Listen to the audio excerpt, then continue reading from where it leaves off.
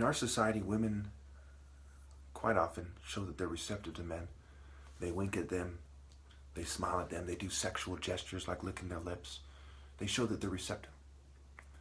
The attractive women in our society show me that they are shallow, they are unreceptive. They don't respect a true hero, not to the point where they're receptive. Right? To me, true respect is a willingness to risk yourself and even your family for the highest principles found in a man. You are the continuity of your family. If you do not have that sort of belief and that behavior, then you are dishonoring your family. When the Bible says honor thy father and thy mother, they don't mean make them look good or keep them safe. You know, read Matthew 10, it's the opposite. Okay? No servant can be greater. If you serve this world, you're not greater than this world, and the God of this world is the devil. It's very simple. We live in a satanic society where I could explain these things to attractive women all day, every day, and not a single one of them would budge and join me unless they saw that there was a large group that was receptive and it is socially normative. This is not a positive trait in a woman. This is not a positive spiritual trait. There aren't enough positive spiritual traits in women because there are not enough positive spiritual traits in other men. They are a result of their culture. Humanity has failed, and the more conformist sex fails with them. So then I die alone. The message that humanity sends to the Lord is when the sun gate closed, when the last righteous one, when the last blameless one, because again, my nature is so extremely good and profoundly loyal to the Lord that there isn't a reason in the world that I would do anything wrong unless I was intensely sabotaged my whole life. It is very clear that that's the case. When we look at the sabotage of the third world, of the minorities in the ghetto, the disenfranchisement, the marginalizing of various groups of people, we see that they're behaving in ways that they wouldn't otherwise. We see the deplorable attempts of Republicans, for example, to make the claim, that crime and poverty don't go hand in hand. We see gang researchers that have mapped crime and poverty do go hand in hand. They often cite the broken down family. How can they not connect that to the reproductive process of the state and how the breeding of the slaves was controlled and segregation, eugenics, redlining, gentrification took place in mass after that? It is insane not to make that connection. That is like I run my fist across your jaw and I blame you that your jaw is broken. And when your child starts seeing you as less respectable, okay, I blame you for it, okay? Now, when we look at this thing, they are the oppressors, okay? The people who are your oppressors are trying to tell you how to live your life. Let's face it, with all racism aside, white people have the burden of proof on them that they should be the spiritual leaders. So do the Jews, so do the Asians. You are the rich people, and by default, you are the greatest benefiters of slavery, okay, historically. Now, look at how it played out, right? You took advantage of these people's reduced state, and you got rich from it, one way or another. Whether you inherited slave money directly, as some of these families did, especially the rich quite often did, or not. When you are the richest people, the burden of proof is on you. When you are from a group of people that is doing things in a way that is compatible with the American culture, when you're part of a controlled opposition political party, the burden of proof is on you. When women have shunned the hero his whole life, and we live in a society where heroes are made to feel uncomfortable, where psyops are run on them, where they're sabotaged, where lesser men are trying to put themselves above them, okay? Where women constantly communicate to them that they are not good enough in many ways, body language, and how they dress, and how they treat them, and how the dating processes work on the internet, in the clubs, at schools, okay? The burden is on the woman to seek out the hero. She can't just sit there and flow with the social norms that are made by corporate oppressors and then say, hey, men are victimizing me.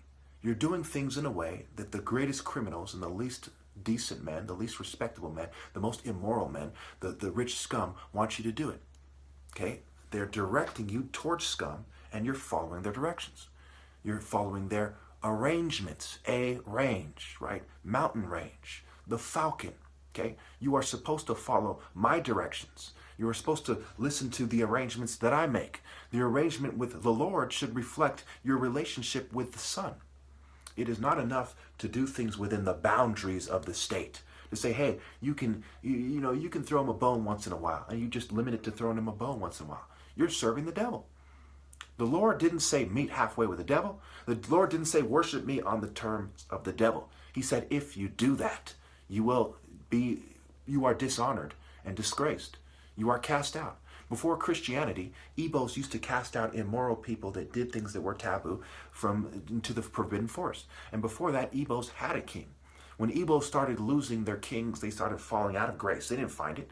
When Igbos democratized the Pharaoh's power, they started losing grace. They didn't find it. Okay, when we read the book, the Igbo people and the Europeans, okay, we see that the reason why the Igbos couldn't resist the European colonialization is because a bunch of house niggas, a bunch of feminists, a bunch of witches, a bunch of people who were not willing to fall in line with the top martial artist order, but insisted that they were better fighters and so on and so forth. They didn't want to do sparring. They wanted to do wrestling. They did things in a way that didn't allow for the Igbos to come together as a people. They named their children names like all kings are bad. Absolutely disgraceful. Okay, my name is Chukwu Amaka. The Lord has done a great thing. Okay, period. It reflects the Ari thinking, where the Lord came down and created a king to rule over the Igbo people. Okay? Why did they abandon this? Why do Igbos embrace democracy? Why do they embrace Western culture? Why do they act like good bitches? You could be the highest scoring Igbo in the world, okay? But all you are is the best of the bitches for the oppressive structure. You are a shining example of how an Igbo can be a good bitch for them. Why do you think they allow you to be successful financially to some degree and in terms of education? Okay? And when you invest in continuing this process, you have failed. When you raise children, daughters and sons that do not submit to Pharaoh and seek him out, you have failed. The only justification for doing this is to position your children to more successfully and effectively serve me. If you do not serve me, which is the Spirit of the Lord expressing itself on this world, then you have failed. For whose benefit are you bringing your people out of poverty? So they can serve the devil? That goes for every race. But certainly to him who much is given, much is expected. The Igbo people were given the true bloodline of Pharaoh, the true hero bloodline through Ari, through my family. You are expected to stop at nothing to stand with me. The rest of the world, as you are given riches of this planet and so on and so forth, you're given less obstacles. You too are given much. Everybody in their own way has been given much, and much is expected. If you are proud of your race, why? Is it not because of perceived blessings that you are given? How hypocritical are you if you're a Christian, for example, or if you're a man of reason? You've been given much by the heavens and by the Creator. And what do? You squander your gifts, and then you turn around and expect to die in a state of honor. I cannot highlight this enough. Your hypocrisy is despicable. Your children are hellspawn that you have raised to serve the devil. If you raise children to serve the devil and turn their back on a true hero, are you not hellspawn? If your people have been wiped out and you've been complaining for generations, you're wiped out to a large degree, and you've been, killed to a large degree, you've been complaining for generations about how it's unfair. When you have been given a chance to strike the enemy in the most effective spiritual fashion, are you nothing more? Are you then nothing more than worldly, shallow fools? There is no excuse for not standing with me. There is no excuse for women turning their backs on me. There is no excuse for raising women that turn their backs on me. There is no excuse. And even now, the only people that truly stand with me are my family. And it's only to a certain degree, as they are trying to prolong the process of my existence. Okay? They can't directly help me, because to do so would immediately cut us all off. So when you consider their position, they're the only ones in the world who have a reason to roll along with the state, to a certain extent. No one else does. Okay? What we see here is there's no working from the inside. The orders are to rally to me, okay? To come to me and to stand your ground. My family's already with me. My dad is the Pharaoh from the generation before. If he does something wrong, it is only because the main of society does something wrong. Everyone else must be seen, not only can be seen and should be seen, but must be seen as an imperfect person who needs to prove themselves to the Lord. They needs to go through life's test. Life is a test for everybody but Pharaoh. Okay, Pharaoh from this generation and the generation before.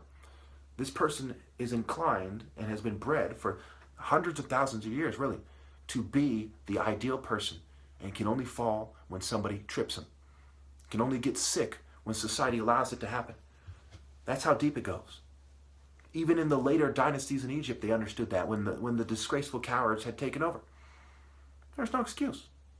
I can't for the life of me imagine the kind of hell-spawned scum that would raise their daughter to reject me. I can't imagine the kind of whore that would reject me. Okay? Even though they're in front of me. It's not because of a lack of imagination. It's because it is so unlikely. It is so despicable that only careful planning for hundreds of thousands of years can create such scum. And what we see is they are putting on an act. So who are they truly? Right? What is their true color? What is their true expression? Right? It is hidden under this makeup and all this garbage. If they were truly to express themselves for who they really are, it would not be this pretty, sexy, quote-unquote, slut. It would be some kind of demon that none of us can truly imagine. The world is full of demons who present themselves in a way that is nowhere near how ugly and twisted and sick they truly are. I can't imagine the demons you all are. All you attractive women. I can't for the life of me, even if my life was on the line. Nor could anyone else if they were being honest. Imagine the truly sick and ugly and revolting demons that you are. And you have defied the Creator so that you can continue to reproduce in that direction and try to one-up the last generation in terms of that despicable, detestable, demonic direction. You have failed so miserably. You need to submit that much more. As time goes on, how much you need to submit is greater. And you already needed to submit with all your mind, all your heart, and all your soul. There's no way around this, people. You must submit to my judgment. You must fall in line with God's army, or you are at war with God. To the best of your ability. Because if you're serving the enemy, right, you're not serving God. You are serving the enemy to the best of your ability. How decent you seem no longer works in your favor. Okay? How decent you try to be no longer works in your favor because you're not serving God. What good is it being decent? What's the purpose of being decent when you're not in God's army, in His order? You are serving the enemy to the best of your ability. So you not being more evil is working against you because you are at war with the Creator. Think about it. It's working against you. Either you submit and that decency works for you, or it's a hindrance in finding your life in this world because your direction is to find your life in this world. Anyone who does not come to me does not try to find their life in the heaven. That's the moral of the Bible. Pharaoh is the way. He is the truth. He is the life. I'm not talking about the despicable Pharaoh they're referring to in the Bible. I'm not talking about a follower of Set. The hero Pharaoh, the true Pharaoh, not just any king you come across, not anyone who calls himself Pharaoh. The true Pharaoh is the way, the truth, and the life. There is no other way. When you are in hell, you may as well be a demon. The liberals who dress up like vampires and stuff, they have it right when it comes to finding your life in this world. There's no way around it. These take you out of context type bitches are scum. I shouldn't have to say any of this stuff.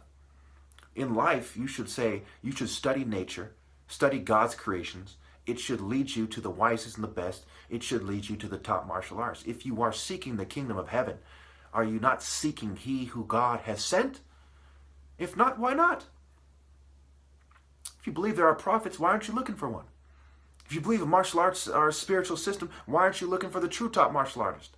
If you believe you need to beware of wolves in sheep's clothes, why aren't you wary? Why aren't you trying to avoid them? Your behavior testifies that this is hell. It will be sealed. And you're better off being evil to the best of your ability. And that ultimately will start marshaling things. Not in the favor of the Lord, mind you, but certainly you're better off doing that. You're better off trying to be the most evil scum you can be and trying to kill your way to the top if you are going to be outside the divine order. You are cut off. Even if I said you aren't, it wouldn't change anything. It's going to make you feel better. You're still cut off. When somebody's on their deathbed, should the doctor lie to them? Why do you want me to lie to you? Thank you.